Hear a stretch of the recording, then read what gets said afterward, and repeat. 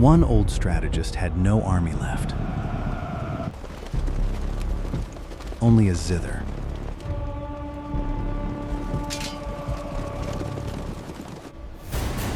Four open gates.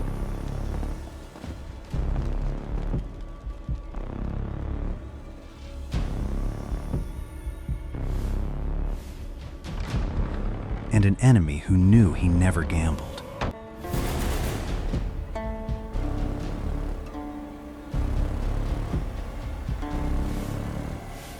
So why did an army said to be 150,000 turn away?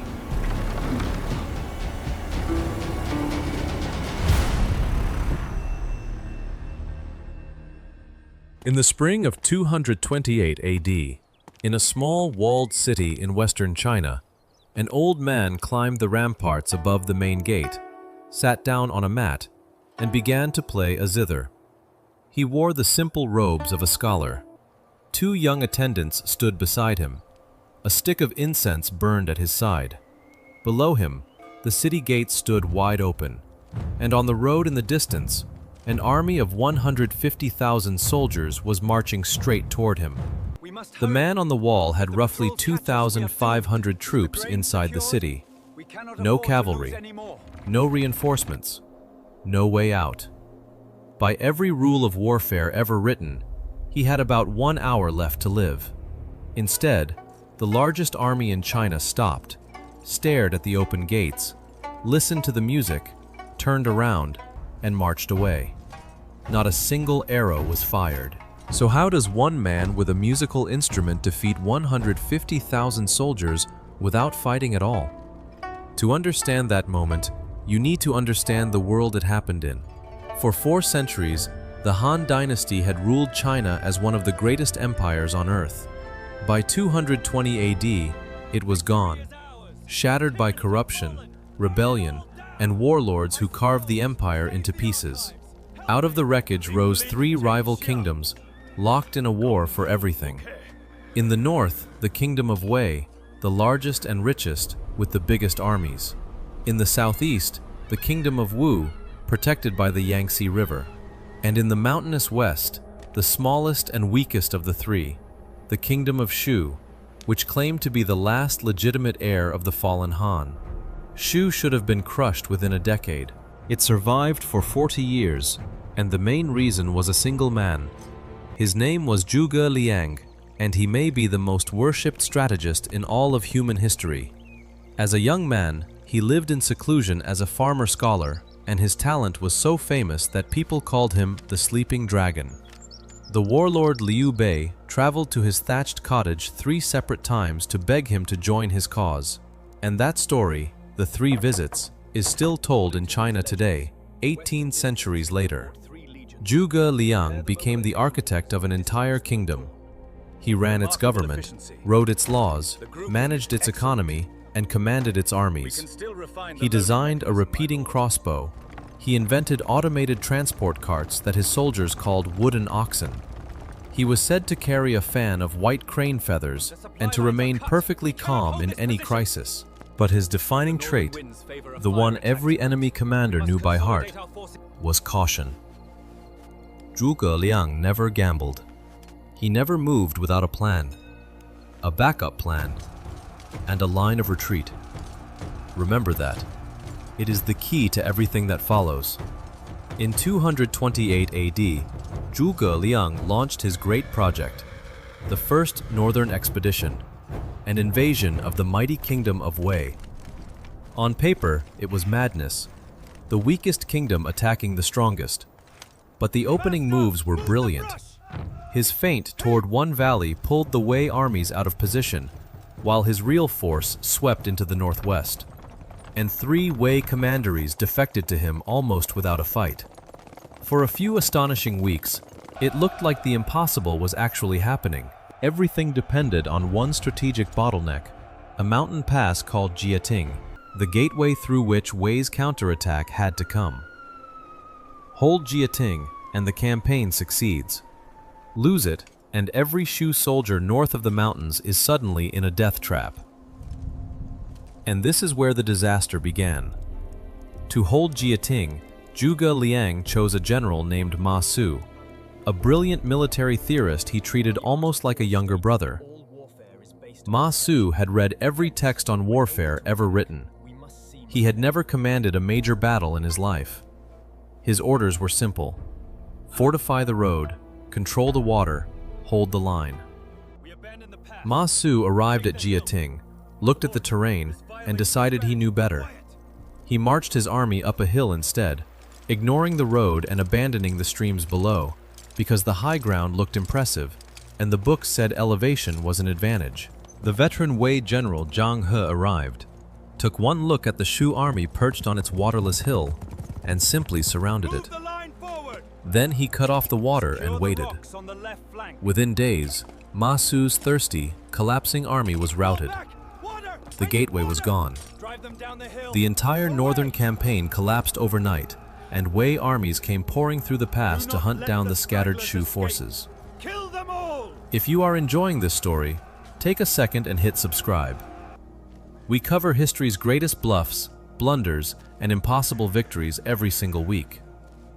Which brings us to a small city called Xicheng, far behind what used to be the front line. Zhuge Liang was there supervising the evacuation of supplies, with a skeleton force of about 2,500 men, mostly clerks, porters, and rearguard troops. His real armies were scattered and retreating through the mountains. And then a scout galloped in with the worst report of his life. A Wei army was coming up the road toward Xicheng, 150,000 men, and at its head rode Sima Yi, the one commander in Wei whose mind was considered a match for Zhuge Liang's own. There was no time to run. A retreating column would be caught on the open road and slaughtered. There was no way to fight. The garrison was outnumbered 60 to 1. Every officer in the city understood the arithmetic, and according to the story, their faces turned white as paper. Zhuge Liang stood silent for a moment. Then he gave the strangest series of orders any of them had ever heard. Take down every battle flag from the walls. Silence every drum. Hide every soldier inside the buildings, and let no man show himself or speak above a whisper. Then open all 4 city gates as wide as they will go. At each gate, he placed 20 soldiers dressed as ordinary civilians, sweeping the road with brooms, calm and unhurried, as if nothing in the world were wrong. And then Zhuge Liang himself put on his Taoist robes, climbed to the top of the gate tower with 2 boy attendants and his zither, lit a stick of incense, sat down in full view of the approaching army, and began to play. He was not just refusing to defend the city, he was advertising that it was defenseless. Every detail was arranged to be seen, and then he waited, playing his instrument, while the horizon filled with dust from 150,000 marching men. Now, picture this from Sima Yi's perspective, because the trap only works inside his head. His scouts reached Xicheng and reported something absurd. Gates wide open, no flags, no drums, no soldiers, just peasants sweeping the road and Zhuge Liang sitting on the wall playing music. Sima Yi did not believe it. He rode forward to see it with his own eyes. And there it was, the most careful strategist alive, the man who never took a risk in his life, sitting completely exposed above an open gate, close enough that a company of archers could have ended the war in a single volley. Sima Yi listened to the music. The melody was perfectly steady, not one tremor of fear in the strings. And that calmness was the most terrifying thing he had ever heard. His son urged him to attack, insisting the city had to be empty. Sima Yi saw it differently. Zhuge Liang never gambles. Zhuge Liang never abandons a line of retreat. Therefore, if Zhuge Liang has thrown his gates open and put himself on display, the only explanation is that he wants us to walk in. The mountains around the city could hide 100,000 ambushers. The open gate was not an invitation, it was the mouth of a trap. Sima Yi gave the order. the entire Wei army turned around and withdrew. A force of 150,000 men retreated from a city defended by clerks with brooms, and the moment they were gone, Zhuge Liang's tiny garrison slipped away south to safety.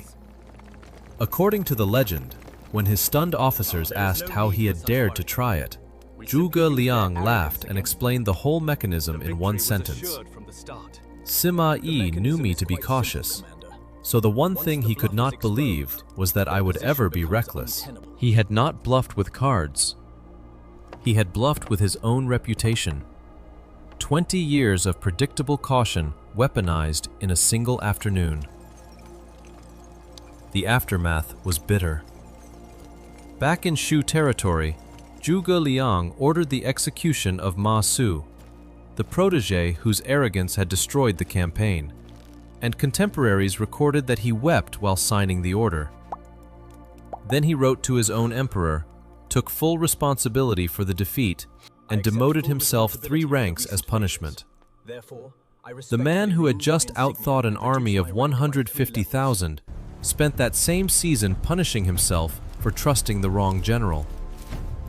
He would launch expedition after expedition against Wei for the next 6 years, and in 234 AD, he died of illness in his command tent at the Wuzhang Plains, working himself to death at the age of 53. And even his death produced one final echo of the empty fort. As the Shu army quietly retreated with his body, Sima Yi sensed weakness and gave chase. The Shu rear guard suddenly wheeled around, banners up and drums beating, as if Zhuge Liang were still alive and commanding. Sima Yi, terrified of one more trap, called off the pursuit and ran. When he learned the truth, a saying spread across China that survives to this day. A dead Zhuge Liang scared away a living Sima Yi. Even as a corpse, the man's reputation was still winning battles. But here is the twist, and it makes the story even more interesting. The empty fort strategy almost certainly never happened. The oldest official history of the era does not mention it. The tale first appears in an anecdote written generations later, and a famous court historian demolished it, pointing out that the records place Sima Yi hundreds of miles away during that campaign, nowhere near Xicheng. The version everyone knows today comes from a historical novel written more than 1,000 years after the events. And yet, the trick itself is real. Chinese history records other commanders pulling off the same bluff, including one of Zhuge Liang's own comrades, who once threw open his empty camp gates to scare off a pursuing army. The legend attached itself to Zhuge Liang because if anyone could have done it, it was him. There is even a darker reading that strategists still argue about. Maybe Sima Yi saw through the bluff completely and retreated anyway, because he understood something colder. The day Zhuge Liang died, the Wei court would no longer need Sima Yi, and dangerous men who are no longer needed do not live long. In that version, 2 Grand Masters stared at each other across an open gate, both pretending, and both walked away with exactly what they wanted. The empty fort is studied to this day, in military academies, in business schools, in books on negotiation, as one of China's 36 stratagems. Its lesson is not that bluffing works. It is that the strongest weapon you own is your enemy's picture of who you are, and that a reputation built over 20 years can be spent, all at once, in a single hour of perfect calm. Zhuge Liang faced 150,000 men with a zither, an open gate, and everything his enemy believed about him. If this story pulled you in, subscribe and drop a like so more people can find this channel. And tell us in the comments, do you think Sima Yi was fooled, or did he choose to walk away?